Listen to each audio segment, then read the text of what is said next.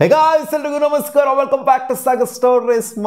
First of all ಎಲ್ಲರಿಗೂ ಶುಭೋದಯ. Match day game on. ಇವತ್ತು ನಮ್ಮ Bengaluru bulls is up against Jaipur pink panthers. Already ಒಂದು ಮ್ಯಾಚ್ ಆಡಿದ್ದೀವಿ, ಇವ್ರ ಮೇಲೆ ಗೆದ್ದಿದ್ದೀವಿ. ನಮಗೆ ಒಂಥರ ಏನು ಹೇಳ್ತಾರೆ, ಕಾನ್ಫಿಡೆನ್ಸ್ ಲೆವೆಲ್ಲು ಹೈ ಆಗೇನೆ ಇರುತ್ತೆ. ಲಾಸ್ಟ್ ಮ್ಯಾಚ್ ಬೇರೆ ಗೆದ್ಬಿಟ್ಟು ಬರ್ತಾ ಇರೋದ್ರಿಂದ ಮ್ಯಾಚ್ ಬಗ್ಗೆ ಹೋಗೋಣ. ಅದಕ್ಕಿಂತ ಮುಂಚೆ ಒಂದು ಬಿಗ್ಗೆಸ್ಟ್ ಅಪ್ಡೇಟ್ ಇದೆ, PKL ರಿಲೇಟೆಡು. ಪ್ಲೇ ಆಫ್ಸು, ಪ್ಲೇಯಿನ್ಸ್ ಇದ್ರ ಬಗ್ಗೆ ಅಪ್ಡೇಟ್ನ PKL ಅವರು ಅಫಿಷಿಯಲಿ ನೆನ್ನೆ ಅನೌನ್ಸ್ ಮಾಡಿದ್ರು. ಅದೇ ಪ್ಲೇ ಆಫ್ಸ್ ನಡೀತಾ ಇದೆ. 26, 27, 28 ಆ್ಯಂಡ್ 29ನೇ ತಾರೀಕು ಪ್ಲೇ ಆಫ್ಸ್ ನಡೀತು. ಅಂದರೆ ಪ್ಲೇ ಇನ್ಸ್ ನಡೀತಾ ಇದೆ 25ನೇ ತಾರೀಕು ಅಕ್ಟೋಬರು, ಆ್ಯಂಡ್ ಫೈನಲ್ಸ್ ನಡೆಯುತ್ತೆ 31ನೇ ತಾರೀಕು. ಇದೆಲ್ಲ ನಡೆಯುತ್ತೆ ತ್ಯಾಗರಾಜ್ ಇಂದೋರ್ ಸ್ಟೇಡಿಯಂ ಡೆಲ್ಲಿಲಿ. ಇವತ್ತು ಕೂಡ ಡೆಲ್ಲಿಲೇ ಮ್ಯಾಚ್ ನಡೀತಾ ಇರುವಂಥದ್ದು. ಪ್ಲೇ ಆಫ್ಸ್ ಅಂತೂ ಅನೌನ್ಸ್ ಆಗಿದೆ, ಡೇಟ್ಸ್ಗಳಂತೂ ಫಿಕ್ಸ್ ಆಗಿರಲಿಲ್ಲ. ಇವಾಗ ಡೇಟ್ಸ್ಗಳೆಲ್ಲ ಫಿಕ್ಸ್ ಆಗಿ ಈಚೆಗಡೆ ಬಿಟ್ಟಿದ್ದಾರೆ. ಸೊ ಪ್ಲೇ ಆಫ್ಸ್ಗೆಲ್ಲ ಆಮೇಲೆ ಹೋಗೋಣ. ಇವಾಗ ಪಾಯಿಂಟ್ಸ್ ಟೇಬಲ್ ಅನಲೈಸ್ ಮಾಡುವಂಥ ಸಮಯ.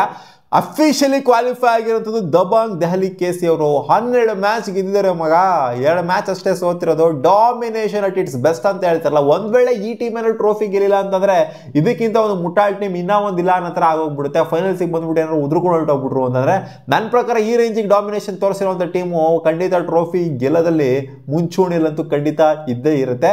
ಒಂದ್ ವೇಳೆ ಬೇರೆಯವ್ರ ಟ್ರೋಫಿ ಗೆದ್ರು ಅಂತಂದ್ರೆ ಅದು ಬಿಗ್ಗೆಸ್ಟ್ ಲಾಸು ದಬಾಂಗ್ ದೆಹಲಿ KCಗೆ. ಈ ರೇಂಜಿಗೆ ಪರ್ಫಾರ್ಮೆನ್ಸು, ಇವ್ರ ರೇಂಜಿಗೆ ಜೊತೆಗೆ ಪುಣೆ ಟೈಟನ್ಸ್ ನೋಡಿ ಯಾವ ತರ ಪರ್ಫಾರ್ಮ್ ಮಾಡಿದ್ರೆ. ತೆಲುಗು ಟೈಟನ್ಸ್, ಯು ಮುಂಬಾ ಇವರೆಲ್ಲ ಬಿಟ್ಬಿಡಿ.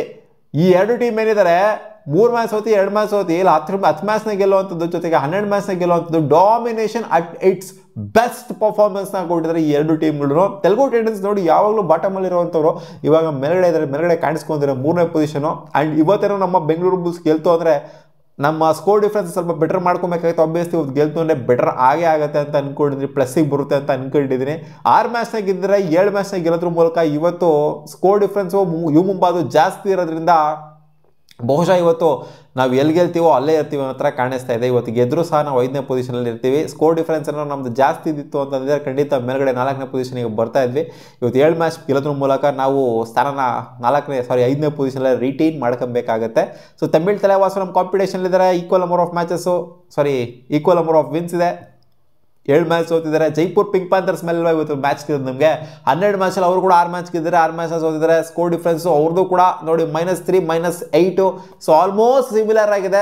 ನಮ್ಮ ರೇಂಜಿಗೆ ಸಿಮಿಲರ್ ಆಗಿ ಸಾಕ್ತಾ ಇರೋಂಥ ತಂಡ ಜೈಪುರ್ ಪಿಂಕ್ ಪ್ಯಾಂಥರ್ಸ್. ಬಟ್ ನಮ್ಮ ಥರ ಅವರು 3 ಟೈ ಬ್ರೇಕರ್ನ ಸೋತಿಲ್ಲ. ಅಲ್ಲಿ ನಾವು ಗೆಲ್ಲೋಂಥ 3 ಟೈ ಬ್ರೇಕರ್ನ ಸೋತಿದ್ದೀವಿ. ಅಲ್ಲಿ ಬದನೆಕಾಯಿ ಅವನಂಚಿ ಆ ಮ್ಯಾಚ್ 3 ಮ್ಯಾಚ್ನ ಗೆದ್ದಿತ್ತು ಅಂದ್ರೆ ಹೆಂಗಿರೋದು ಗುರು. ನಾವು ಯಾವ ಥರ ಇರ್ತಿದ್ವಿ ಅಂದರೆ ಪುಣೆ ರಿಪೋರ್ಟರ್ಸ್ನ ಮ್ಯಾಚ್ ಮಾಡ್ತಾ ಇದ್ವಿ ಗುರು. ನಾವು ಆ ರೇಂಜಿಗೆ ಇರ್ತಾ ಇದ್ವಿ. ನಾವು ಆ ಟೈ ಬ್ರೇಕರ್ಗಳೆಲ್ಲ ಸೋತೋಗ್ಬಿಟ್ಟಿರೋದ್ರಿಂದ ಈ ಒಂದು ಪೊಸಿಷನ್ ಇದ್ದೀವಿ. ಬಟ್ ಬೆಟರ್ ಆಗೇನೆ ಇದ್ದೀವಿ, ಏನಂತ ಕಳಪೆ ಪೊಸಿಷನ್ ಎಲ್ಲ ಮಿಡ್ಡಲ್ಲೇ ಇದ್ದೀವಿ. ಇನ್ನು ಕೆಳಗಡೆ ಅಂತಾರೆ ಪಟ್ನಾ ಪೈರೇಟ್ಸ್, ಇವ್ರ ಕೈಲಿ ಏನೂ ಆಗಲ್ಲ. ಅಲ್ಲಿ ಬೆಂಗಾಲ್ ವಾರಿಯರ್ಸ್ ಕೈಲಿ ಆಗೋದೇ ಇಲ್ಲ ಅಂತ ಅನಿಸ್ತಾ ಇದೆ. ಆ್ಯಂಡ್ UP ಯೋಧಾಸು ಇವ್ರ ಕೈಲೂ ಆಗಲ್ಲ. ಆ್ಯಂಡ್ ಗುಜರಾತ್ ಜೈಂಟ್ಸ್ ಇವ್ರ ಕೈಲೂ ಆಗಲ್ಲ ಅಂತ ಅನ್ನಿಸ್ತಿದೆ. ಗೊತ್ತಿಲ್ಲ, ಇನ್ನೂ ಸ್ವಲ್ಪ ಫ್ಯೂ ಮ್ಯಾಚಸ್ ಇದೆ. ಏನು ಬೇಕಾದ್ರೂ ಆಗ್ಬೋದು ಅಂತ ಹೇಳ್ಬೋದು. ಬಟ್ ಬಾಟಮ್ ಅಲ್ಲಿರುವಂಥ 4 ಟೀಮ್ಗಳಿದ್ದಾವೆ, ಕಾನ್ಫಿಡೆನ್ಸೇ ಕೊಡ್ತಿಲ್ಲ. ಇನ್ನು ಹರಿಯಾಣ ಸಿಲ್ಲರ್ಸ್ ಆ್ಯಂಡ್ ಅಬೋವ್ ಇದ್ದಾವೆ ಟೀಮ್ಗಳು, ಅವು ಸ್ವಲ್ಪ ಕಾನ್ಫಿಡೆನ್ಸ್ ಕೊಡೋ ಥರ ಇದ್ದಾವೆ. ಎಲ್ಲಿ ಬೇಕಾದ್ರೂ ಪೊಸಿಷನ್ ಆಲ್ಟರ್ ಆಗ್ಬೋದು ಅನ್ನೋ ಥರನೇ ಇದ್ದಾವೆ. ಹೈಟ್ ವೇಡ್ ಅಂತ ಬಂದಾಗ ಆಗಿದೆ 23 match Jaipur pink panthers versus ನಮ್ಮ ಬೆಂಗಳೂರು ಬುಲ್ಸು. ಇದರಲ್ಲಿ 11 ಮ್ಯಾಚ್ನ ಗೆಲ್ತು ಅಂದರೆ ಜೈಪುರ್ ಪಿಂಕ್ ಪ್ಯಾಂಥರ್ಸು, 10 ಮ್ಯಾಚ್ನ ಗೆದ್ದಿರೋದು ನಮ್ಮ ಬೆಂಗಳೂರು ಬುಲ್ಸು. 2 ಮ್ಯಾಚು ಟೈ ಕೂಡ ಆಗಿದೆ. ಆ್ಯಂಡ್ ಈ ಸೀಸನ್ನು 1 ಮ್ಯಾಚ್ ನಾವು ಗೆದ್ದಿದ್ದೀವಿ. 23-29 ಆಗೋದ್ರ ಮೂಲಕ 5 ಪಾಯಿಂಟ್ ಡಿಫ್ರೆನ್ಸಲ್ಲಿ 28-23 ಆಗಿತ್ತು. ಸೊ ನಾವು ಗೆದ್ವಿ. ಈ ಮ್ಯಾಚು ಅವರು ನಮ್ಮ ಮೇಲೆ ಸೈಡ್ ತಿರ್ಸ್ಕೊಬೇಕು ಅಂತ ಅಂದ್ಕೊಂಡಿರ್ತಾರೆ. ಆ್ಯಂಡ್ ಅವ್ರಿಗೂ ಕೂಡ ಇದು ಮಸ್ವಿನ್ ಮ್ಯಾಚೇನೆ. ಯಾಕೆ ಅಂತಂದ್ರೆ ನೋಡಿ ಹೆಂಗಿದೆ ಅಂತ ಸೀನ್. ಇವಾಗ ಬೆಂಗಳೂರು ಬುಲ್ಸ್ ಇಲ್ಲಿಂದ ಗೆಲ್ತಾ ಹೋಯ್ತು ಅಂದರೆ ಡಾಮಿನೇಟ್ ಮಾಡ್ಕೊಂಡು ಹೋಗ್ಬಿಡ್ತಾರೆ. ಜೈಪುರ್ ಪಿಂಕ್ ಪ್ಯಾಂಥರ್ಸ್ ಇಲ್ಲಿಂದ ಗೆಲ್ತು ಅಂದರೆ ಡಾಮಿನೇಟ್ ಮಾಡ್ಕೊಂಡು ಹೋಗ್ತಾರೆ. ಹಂಗೆ ನೋಡೋಕೆ ಹೋಯ್ತು ಅಂದರೆ ಈಕ್ವಲ್ ಆಗಿದೆ. ಲಾಸ್ಟ್ 5 ಮ್ಯಾಚ್ನ ತೊಗೊಂಡು ನೋಡ್ತು ಅಂದರೆ ಇವರು 2 ಮ್ಯಾಚ್ನ ಗೆದ್ದಿದ್ದಾರೆ, ನಾವು ಕೂಡ 2 ಮ್ಯಾಚ್ನ ಗೆದ್ದಿದ್ದೀವಿ. ನಾವು ಕ್ಲೋಸ್ ಮ್ಯಾಚ್ನ ಸೋತಿದ್ದೀವಿ. ಸೊ ಇವರು ಕೂಡ ಹಂಗೆ ನೋಡೋಕೆ ಹೋಯ್ತು ಅಂದರೆ ಏನಂತ ಹೆವಿಯಾಗಿ ಅಜ್ಜೀಬಾಗೆಲ್ಲ ಸೋತಿಲ್ಲ. ಇವರು ಕೂಡ ಡೀಸೆಂಟಾಗಿನೇ ಸೋತಿದ್ರು. ಅದಕ್ಕೋಸ್ಕರನೇ ಅವರ ಸ್ಕೋರ್ ಡಿಫ್ರೆನ್ಸು ನಮಗೂ ಮ್ಯಾಚ್ ಮಾಡತ್ತಿರ ಅದು -3 ಆ್ಯಂಡ್ -8 ಇರುವಂಥದ್ದು. ಏನಂತ ಡಿಫ್ರೆನ್ಸ್ ಎಲ್ಲ ಒಟ್ಟಿನಲ್ಲಿ 2 ಕೂಡ ಒಂಥರ ಸಿಮಿಲರ್ ಆಗಿರೋ ಟೀಮ್ಗಳೇ. ಬಟ್ ಅದೇ ಹೇಳಿದ್ನಲ್ಲ, ನಮ್ಮ ವೀಕ್ನೆಸ್ಸು ಟೈ ಬ್ರೇಕರ್ಗಳನ್ನ 3 ಸೋತಿರುವಂಥದ್ದು ನಮ್ಮ ಮೇಯ್ನ್ ವೀಕ್ನೆಸ್ ಆಗಿದೆ. ಇವ್ರಿಗಂತ ಒಟ್ಟಿಗೆ ಆ ಥರ ವೀಕ್ನೆಸ್ ಏನು ಕಾಡಿಲ್ಲ. ಜೈಪುರ್ ಪಿಂಕ್ ಪ್ಯಾಂಥರ್ಸ್ಗೆ ಸೋತ್ರೆ ಒಂಥರ ದಿಲ್ದಾರಾಗೇನೆ ಸೋತಿದ್ದಾರೆ, ಗೆದ್ದರೆ ದಿಲ್ದಾರಾಗೇನೆ ಗೆದ್ದಿದ್ದಾರೆ. ಇಲ್ಲಿಂದ ಅಪ್ಕಮಿಂಗ್ 6 ಮ್ಯಾಚಸ್ ಏನಿದೆ ಅದು ಬ್ಯಾಕ್ ಟು ಬ್ಯಾಕ್ ಮ್ಯಾಚ್ ಬೇರೆ ಇದೆ. 11ನೇ ತಾರೀಕು ಇದೆ, 12ನೇ ತಾರೀಕು ಇದೆ ನಮಗೆ ಮ್ಯಾಚ್ಗಳು.